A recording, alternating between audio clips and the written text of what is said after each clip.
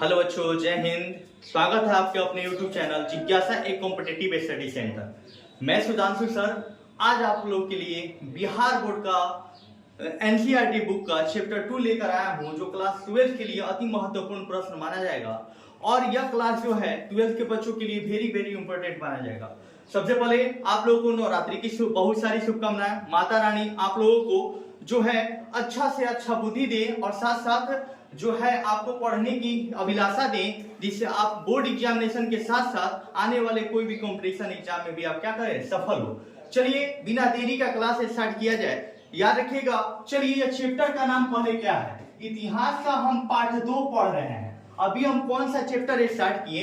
इतिहास का पाठ 2 स्टार्ट किए, जिसका नाम क्या है? तो बाबू नाम है वैदिक सभ्यता। याद रखिएगा, इस चैप्टर का नाम क्या है? वैदिक सभ्यता। इसके पहले हम लोग क्या पढ़ चुके हैं? सिंधु घाटी सभ्यता। याद रखिएगा, इससे पहले चैप्टर 1 का नाम क्या था? तो सिंधु घाटी सभ्यता के बारे में हम लोग पढ़ चुके हैं, जिस चैप्टर का नाम क्या था? ईट मनके तथा अस्थियां। चलिए अब सेकेंड चैप्टर का नाम क्या है प्यारे बच्चों? वैदिक सभ्यता। सबसे पहले हम जानेंगे कि वैदिक सभ्यता का उदय कैसे हुआ।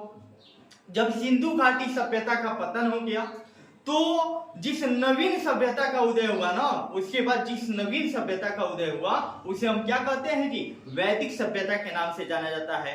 वैदिक सभ्यता की जानकारी हमें वेदों से मिली है। चलिए इसी को छोटा सा पहलू पे हम बोर्ड पे लिखे हैं, आगे बोर्ड पे समझ लीजिए, उसके बाद हम डिटेल में इसको समझा रहे हैं। चलिए देखिए कह रहा है क्या कि सिंधु घाटी सभ्यता के पतन के बाद जिस नवीन भारत में जिस नवीन सभ्यता का उदय हुआ उसे क्या कहते हैं जी? वैदिक सभ्यता के नाम से जाना जाता है। याद रखिएगा, जब सिंधु घाटी सभ्यता का पतन हो गया, उससे भारत में एक नवीन सभ्यता, नवीन मतलब होता है नया, नवीन मतलब क्या होला? नया होला। समझ लो। याद रखिएगा, नवीन का अर्थ होता है नया, यानी कि नया सभ्यता का उदय हुआ, जिसे हम क्या कहते हैं प्यारे बच्चों? वैदिक सभ्यता के नाम से जाना जाता है। और याद रखिएगा, वैदिक सभ्यता को वैदिक सभ्यता क्यों कहा गया? क्योंकि वैदिक सभ्यता की जानकारी हमें किससे मिली है प्यारे बच्चों? वेदों से मिली है। याद रखिएगा कि वैदिक सभ्यता की जानकारी हमें किससे मिली है? वेदों से मिला है। यानी वैदिक सभ्यता की जानकारी केकरा से मिलल बा? हमरा तो वेद से मिलल बा। यानी कि वेदों से हमें किसकी जानकारी मिली है? वैदिक सभ्यता की जानकारी मिली है। वैदिक सभ्यता के जो निर्माता थे, याद रखिएगा, पूछ देता है यह क्वेश्चन, बिहार बोर्ड का सबसे ज्यादा फेवरेट क्वेश्चन है कि वैदिक सभ्यता के निर्माता कौन थे? तो याद रखिएगा, वैदिक सभ्यता के निर्माता को आर्य कहा जाता था, और इसका मूल निवास जो माना जाता है ना बुआ, मध्य एशिया का क्षेत्र जो है ना, वह मूल निवास माना जाता है। क्वेश्चन क्या पूछ देगा? याद रखिएगा कि वैदिक सभ्यता के निर्माता को क्या कहते हैं? याद रखिएगा, क्वेश्चन क्या पूछेगा? वैदिक सभ्यता जो है ना, वैदिक सभ्यता के निर्माता क्या कहलाते हैं? तो आर्य कहलाते हैं। क्या कहलाते हैं? आर्य कहलाते हैं। और यह इनका यानी कि जो यह आर्य थे, इनका मूल निवास कहाँ माना गया? तो इनका मूल निवास जो है ना, मध्य एशिया माना गया। याद रखिएगा, पूछ देगा, यह क्वेश्चन आता ही है एग्जाम में, ध्यान देकर समझते रहेंगे।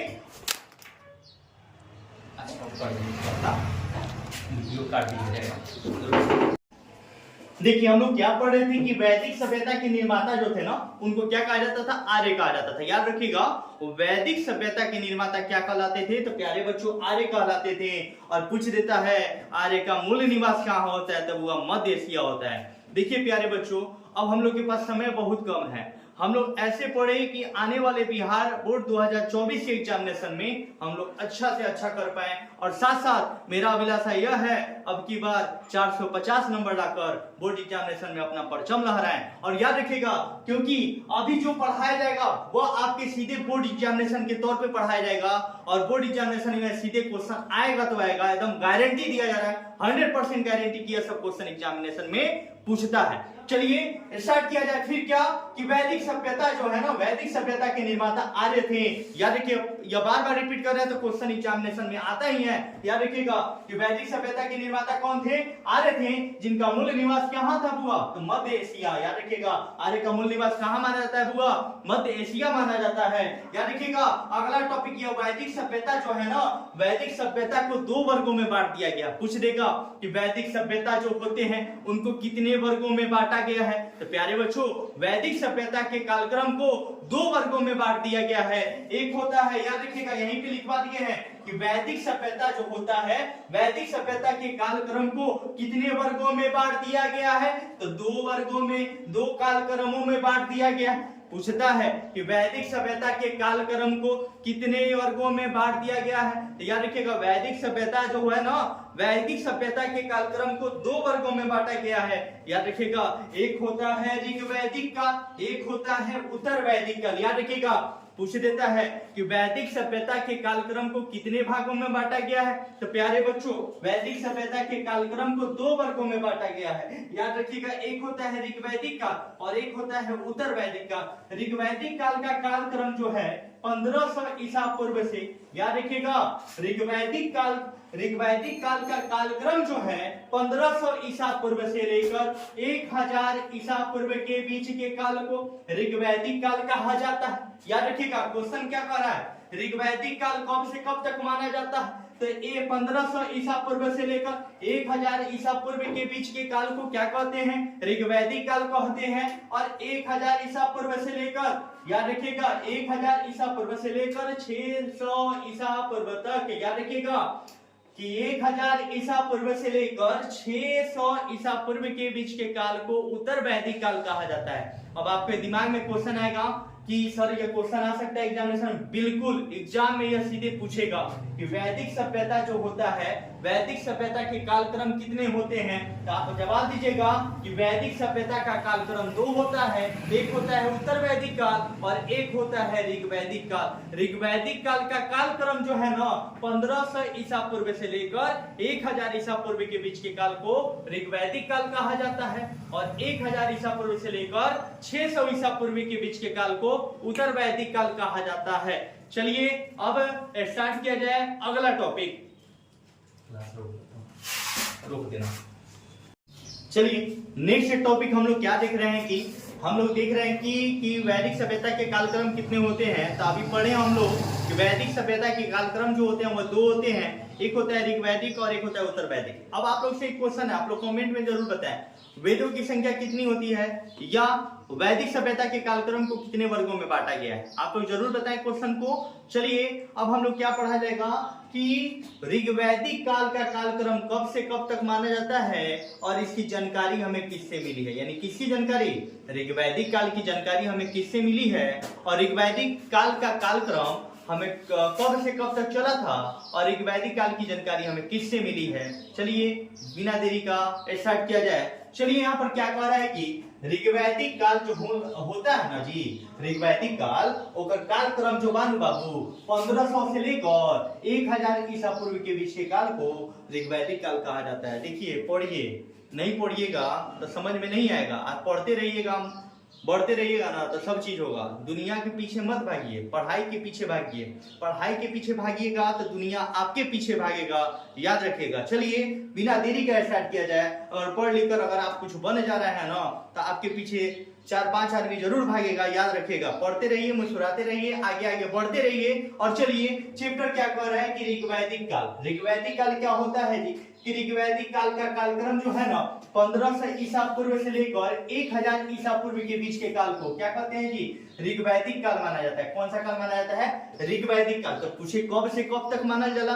तो 1500 से लेकर 1000 ईसा पूर्व के बीच के काल को कौन सा काल माना जाता है? ऋग्वैदिक काल। और ऋग्वैदिक काल की जानकारी हमें किससे मिली है? तो याद रखिएगा ऋग्वैदिक काल की जानकारी हमें ऋग्वेद से मिला है। किससे मिला है?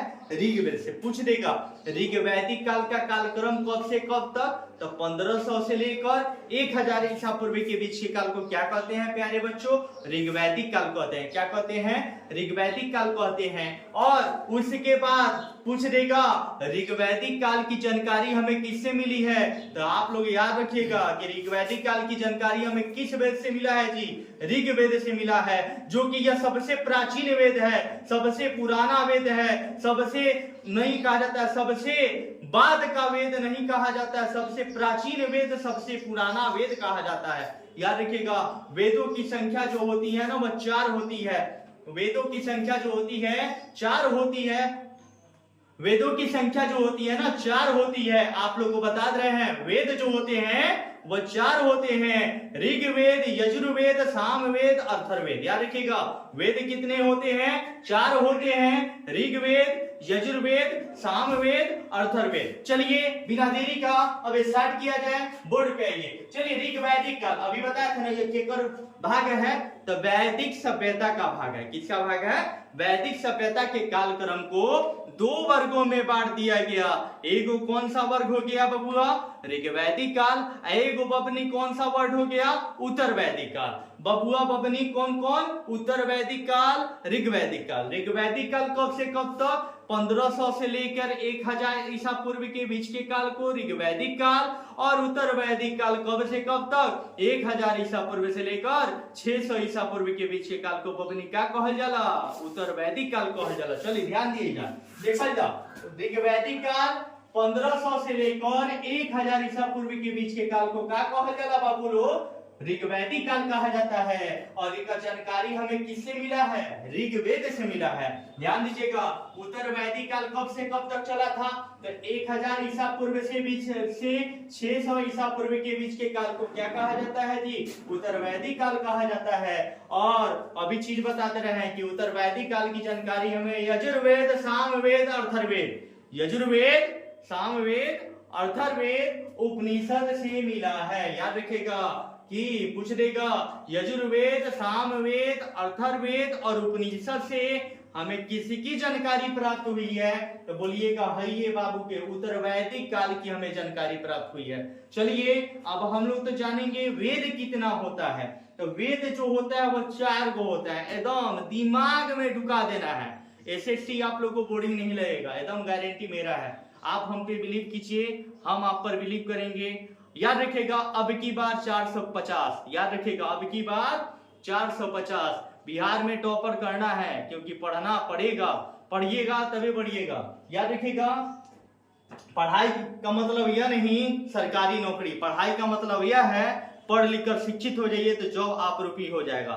याद रखिएगा पढ़ते रहिए, मुस्कुराते रहिए, हंसते रहिए, लेकिन पढ़ाई को साथ में लेकर चलिए, क्योंकि पढ़ाई एक ऐसा चीज है ना, कहता है लोग पढ़ाई वह श्रेणी का दूध है जो आपका किस्मत बना देगा। याद रखिएगा पढ़ाई वह श्रेणी का दूध है ना जो आपका किस्मत बदल देगा। गरीबी खत्म करना है ना तो पढ़ाई को अपना क्या बना लीजिए? हथियार बना लीजिए। याद रखिएगा रातों नींद जो है ना, चैन एकदम जो है पढ़ाई में लगा दीजिए। आजकल लड़का व्हाट्सअप बड़ी चताता है, सब इंस्टाग्राम में खाली रहता है, सब फ्री फायर और पबजी। फ्री फायर पबजी में नहीं रहिए, जिंदगी बनाना है तो पढ़ाई में रहिए, पढ़ाई करते रहिए, हंसते रहिए, मुस्कुराते रहिए। चलिए अब बिना देरी का क्लास स्टार्ट किया जाए। देखिए उत्तर वैदिक काल की जानकारी जो है ना हमें ऋग्वेद को छोड़ के, ऋग्वेद के छोड़ के यजुर्वेद, सामवेद, अथर्ववेद, उपनिषद, कौन कौन? उत्तर वैदिक काल की जानकारी हमें यजुर्वेद, सामवेद, अथर्ववेद, उपनिषद से प्राप्त होता है। एगो ऋग्वैदिक काल बच जाता है ना, तो ऋग्वैदिक काल का हमें जानकारी ऋग्वेद से मिला है। अब चलिए ध्यान दीजिए वेद जो होता है ना, वेदों की संख्या कितनी होती है? अब ये ना पढ़ा है जी, वेदों की संख्या 4 होती है। कितनी होती है? 4 होती है। कौन कौन? ऋग्वेद, कौन? ए फॉर एप्पल नहीं, ऋग्वेद, सामवेद, अथर्ववेद और ऋग्वेद, सामवेद, अथर्ववेद। याद रखिएगा ऋग्वेद, सामवेद, अथर्ववेद, यजुर्वेद। याद रखिएगा ऋग्वेद, यजुर्वेद, सामवेद, अथर्ववेद। कौन कौन सा? ऋग्वेद, यजुर्वेद, सामवेद, अथर्ववेद। अब चलिए हम लोग जानेंगे ऋग्वेद क्या होता है। ऋग्वेद ऋचाओं के क्रमबद्ध ज्ञान को क्या कहा जाता है? ऋग्वेद कहा जाता है। ऋचा मतलब होता है मंत्र। याद रखिएगा मंत्रों के क्रमबद्ध ज्ञान को ऋग्वेद कहा जाता है। याद रखिएगा ऋग्वेद जो है ना सबसे प्राचीन वेद है, सबसे प्राचीन वेद ऋग्वेद होता है। ऋग्वेद की जानकारी चलिए हम लोग पढ़ रहे थे ऋग्वेद, यजुर्वेद, सामवेद, अथर्ववेद। वेद के बारे में हम लोग पढ़ रहे थे। वेद कितने होते हैं प्यारे बच्चों? कमेंट सेक्शन में लिख कर डालिए वेद की संख्या कितनी होती है। वेद की संख्या कितनी होती है? तो याद रखिएगा, आप लोग जरूर कमेंट बॉक्स में बताएं कि वेदों की संख्या कितनी होती है, क्योंकि आज की क्लास में आप लोग को पढ़ाया गया है। चलिए, हम लोग पढ़े थे वेदों की संख्या 4 होती है, उसमें हम क्या बताए थे? ऋग्वेद के बारे में। चलिए ऋग्वेद के बारे में देखा जाए कि ऋग्वेद क्या होता है। तो याद रखिएगा, आपको थोड़ा सा देर पहले बताया है कि ऋचाओं के क्रमबद्ध ज्ञान को क्या कहा जाता है? ऋग्वेद। ऋचा मतलब होता है मंत्र, यानी मंत्रों के क्रमबद्ध ज्ञान को ऋग्वेद कहा जाता है। ओम मंगलम भगवान विष्णु मंगलम करुणा, यह भी क्या है? एक प्रकार से मंत्र है, यानी मंत्रों का क्रमबद्ध ज्ञान ऋग्वेद कहलाता है। यानी जिस वेदों के द्वारा हम मंत्रों का अध्ययन करते हैं, ऋचाओं का अध्ययन करते हैं, क्या कहलाता है? ऋग्वेद कहलाता है। याद रखिएगा, ऋचाओं के क्रमबद्ध मतलब बोला कि एकदम कतार बाई कतार, कतार बाई कतार, समझ में आ रहा है ना? क्रमबद्ध ज्ञान को मतलब नॉलेज, जो क्या कहा जाता है? नॉलेज। ऋचाओं के यानी कि मंत्रों के क्रमबद्ध ज्ञान क्या कहलाता है? ऋग्वेद कहला जाता है। ऋग्वेद कहलाता है। ऋग्वेद में मंडल कितने होते हैं? 10 पूछ देगा। ऋग्वेद में मंडलों की संख्या कितनी होती है? 10 होता है। ऋग्वेद में श्लोक की संख्या कितनी होती है? श्लोक को सूक्त भी कहा जाता है। याद रखिएगा, श्लोक को क्या कहा जाता है? सूक्त भी कहा जाता है। श्लोक की संख्या कितनी होती है? 1028 होता है। याद रखिएगा, 18,462 कितना? 18,462 कितना जी? 18,462 जो होता है ना, ऋचाएं होती है। किस वेद की बात किया जा रहा है? ऋग्वेद की बात किया जा रहा है। ऋग्वेद में 18,462 जो होती है ना, ऋचाएं होती है। अगला टॉपिक क्या? शब्द कितना होता है? 1,53,826। एकदम बाबू मुजुआनी एकदम याद हो जाएगा। अगर आपको अर्थ समझ में नहीं आया तो हम पढ़ाना छोड़ देंगे। सुधांशु सर नाम है मेरा। आप लोग को रग रग में आर्ट्स को क्या, हर आर्ट्स का हिस्ट्री हो, ज्योग्राफी हो, पॉलिटी हो, इकोनॉमिक्स हो, आपके रग रग में वापिस कर देंगे। यह मेरा वादा है। आप हमसे जुड़े और आगे पढ़ते रहें। देखिए, हम लोग क्या पढ़े? मंडल को होता है 10 गो होता है। मंडल को होता है 10 गो होता है। मंडल को 10 गो, मंडल को 10 गो। श्लोक को सूक्त भी कहा जाता है। क्या कहा जाता है? सूक्त कहा जाता है। कितना होता है? 1028। कितना होता है? 1028। कितना होता है? 1028। याद रखिएगा, ऋचाएं यानी कि मंत्र, ऋचाएं यानी कि मंत्र, ऋचाएं यानी कि मंत्र कितना होता है? 18,462। कितना होता है? 18,462। एवं शब्द कितना होता है? पूछ देगा, ऋग्वेद में कुल शब्दों की संख्या कितनी होती है? आप लोग जवाब दीजिएगा। 1,53,826। 1,53,826। याद रखिएगा। उसके बाद ऋग्वेद का उपवेद आयुर्वेद होता है। आयुर्वेद समझ रहे हैं? जड़ी बूटी। आयुर्वेद से औषधीय विज्ञान की जानकारी होती है। रामदेव बाबा एक एग्जाम्पल हो जाएंगे। पतंजलि का जो दवा आता है वह भी क्या होता है? आयुर्वेद होता है। बहुत सारे दवा आते हैं, लेकिन एज लाइक पतंजलि नाम रख दिए हैं, आयुर्वेद होता है। याद रखिएगा, ऋग्वेद का उपवेद क्या होता है? आयुर्वेद होता है। इसे किसकी जानकारी होती है? औषधीय विज्ञान की जानकारी हमें मिलती है। ऋग्वेद का उपवेद आयुर्वेद होता है, और आयुर्वेद से हमें किसकी जानकारी मिलती है? औषधीय विज्ञान की जानकारी मिलती है। ऋग्वेद के याद रखिएगा तीसरे मंडल में सूर्य देवता सावित्री को समर्पित गायत्री मंत्र दिया गया है, जिसको गायत्री मंत्र होता है ओम भर्गो तस्सवितुर्वरेण्यं भर्गो देवस्य धीमहि धियो यो नः प्रचोदयात्। यानी यही गायत्री मंत्र जो है ना, वो दिया गया है ऋग्वेद के कौन से मंडल में? तीसरे मंडल में। ऋग्वेद के तीसरे मंडल में कौन सा मंत्र दिया गया है? तो सूर्य देवता सावित्री को समर्पित। किसके समर्पित की बात किया जा रहा है? सूर्य देवता सावित्री को समर्पित क्या प्रसिद्ध गायत्री मंत्र दिया जाता है।